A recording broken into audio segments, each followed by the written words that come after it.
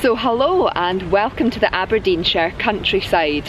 What a gorgeous night it is. It is so warm. Spring is definitely here. We've got daffodils all around us. It's absolutely stunning. Today I've got something very different for you all. It is photography related, it is nature related, but it's something that I've never done before, that I haven't seen much of on YouTube, and something which you may never have really experienced or heard of before either. In my current work, I've been given the opportunity to do a project around trail cameras, or camera traps as some people like to call them. I have never used a trail camera before. I did get a quick demonstration last week about how to work it, and a lot of, tips and hints of where to put them and everything else. So I've got my two trail cameras here. If you're interested in getting trail cameras, you can get quite cheap ones online for about £50, but the best ones are over £100. They're basically used, as I'm sure some of you will know, but for anybody that doesn't know, trail cameras are basically used to get videos and photographs of wildlife when you're not there. So you basically set them up, they've got a sensor, and every time something moves in front of them, they take the video or the photograph depending how it's set up, and then you basically look back at them the next day or the next week and see what wildlife you have captured on camera. Quite often the movement you get is from plants and the wind, or you get things like rabbits and the odd bird going around, but you can catch some really cool things on these, like deer, foxes, badgers, really exciting animals like owls. And I thought what would be a great project for me to do on YouTube to get me used to these is to basically try and find out what wildlife roam around the house I'm currently staying in at night.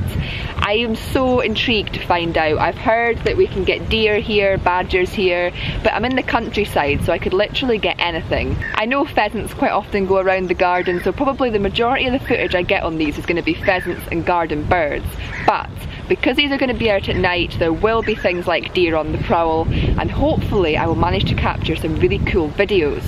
So what I'm going to do is I'm going to set these up, show you guys where I'm putting them, why I'm putting them there, and basically just talk you through them. I'm excited to see what we're going to capture. I've seen these used on several TV programmes in the past about nature, people using them to track pine martens, wildcats, stuff like that. And although it can be quite monotonous and you can go through so many videos and footage and not come up with anything exciting, when you get something exciting on this, it is so worth it. And I have always for years now wanted to give these a shot. So the fact that I'm now in a job just now which allows me to test this out and set up my own project around it, I think is pretty fantastic. So without further ado, I'm going to go and find some interesting places to set these up. I've decided I'm going to put one in the back garden here so I can find out exactly what wildlife roam around the back garden at night. And I'm going to put another one on a fence post overlooking a field which is very near the house as well. Again, it's a wide open space, so I'm hoping to see what other animals are going around the close vicinity of the accommodation I'm currently staying in.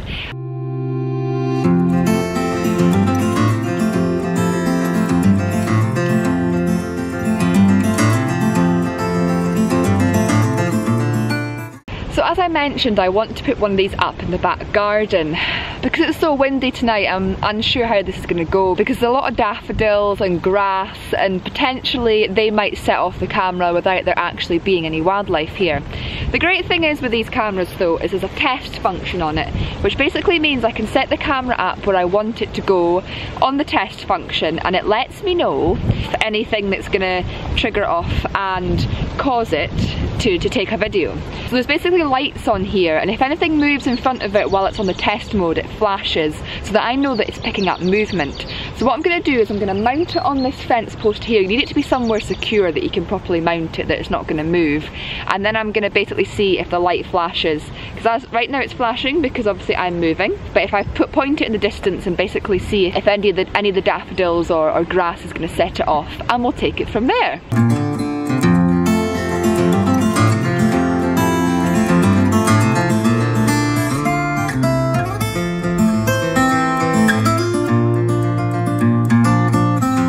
So that's the first one up. I'm really hoping this is going to work. As tonight's the first night, it's all really trial and error for me. Just see what happens, just see if it works, and obviously we can learn from our mistakes if it doesn't go to plan. I'm going to head now to the area where I said I was going to go, where the fields are, see if we can get a nice area, open area over the field, so there's not going to be much grass or anything to set off the camera, and hopefully, as it's more of an open expanse, we might get more likely to see deer and stuff. So we'll go and find a nice spot and I'll see you all when we get there.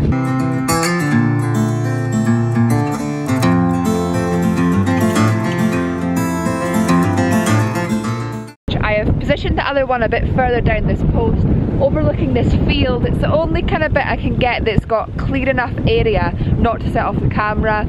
I've put it down a bit lower because we've got wind turbines in the distance, which I'm worried will set it off. It's not setting it off in the test, but just to be on the safe side, we've put it a bit further down. I'm off in to have a nice relaxing evening. I'm up at 6 o'clock tomorrow because I've got a training course. But before I go to that training course, I've got to come and take these cameras in, and then tomorrow night I will see you all in the comfort of the indoors as we look through the footage that we've captured from tonight, and I am so excited to see what we're going to capture. I really hope I've set these up right, but like I said earlier, if not, this is all a trial, this is all a test, but fingers crossed I set it up right, and fingers crossed we're going to get some interesting animals walking past tonight.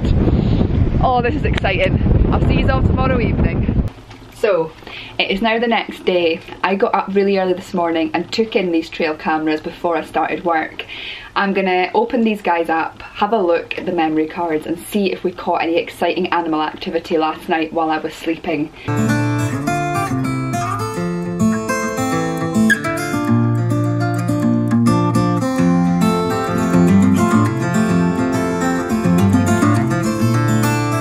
So I very quickly realised that my Mac didn't support AVI files, and I tried numerous times to download some software so that I could convert it to a file type that my computer would allow me to view the clips and put them in this video.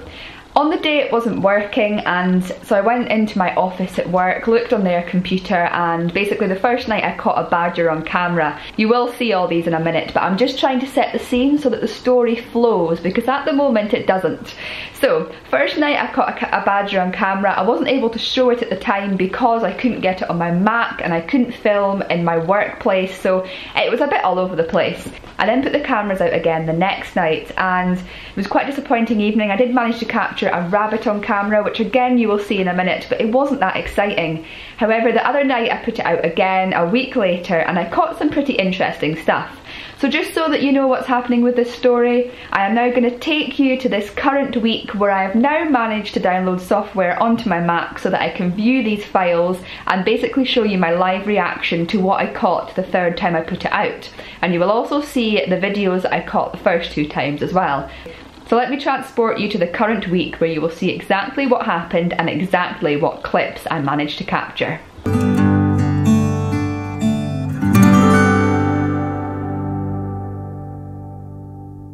So it's now a week later and I have managed to install a file converter onto my Mac, which means I can show you all my live reactions to what I capture on the trail cameras. But not only that, it also means that I can include the actual clips in this video to show you all what I caught. So, I'm going to start off with the badger clip I captured last week. We had this lovely badger that I captured in the garden, walking in front of the camera at not long after midnight. As you can see, it was quite a quick glimpse of a moment, over it in a matter of seconds, but it excited me so much and made me want to put the camera trap out again the following evening, which I did. Unfortunately, I didn't have much luck this evening. I just managed to capture this rabbit here on camera, but even then you can barely see it. The only reason I know it's a rabbit is because I can see its eye glistening and it also hopping as a rabbit would hop. So the second night wasn't very successful. That was all I caught on camera that night. I was quite disheartened. As I say, it's now a week later though, and I thought I must try again because I want this video to inspire you all to try and find out what goes on around your house at night, or to use trail cameras and see what wildlife you can capture.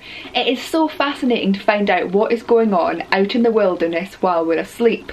So I had 2 cameras out last night. I put one back in the garden as before because we caught that badger. I was hoping to catch something else more exciting, and I also put one out in another field, a field on the opposite side of my house to the one that I normally had put it on, just to give myself a wider vista, a better view, and because I'd not had much luck there, I thought it would be good to switch it up a bit. So I've just downloaded the files onto my computer, I've converted them so that I can watch them, and you're going to watch my live reaction as we play them just now. I have not looked at the footage yet, so this is going to be exciting. So without further ado, let's load up the first one and see what I managed to capture. So I've decided to look at the garden clips first. There's only one garden clip from last night. I've loaded it up on my screen and I can already see that it's a pheasant. But it could be doing something funny and extraordinary. We're never going to know unless we watch it. Pheasants can be quite funny to watch. So this was recorded at 7:29 this morning. So this is the only thing I caught last night in the garden, just before I took it in. But let's see what this pheasant's up to.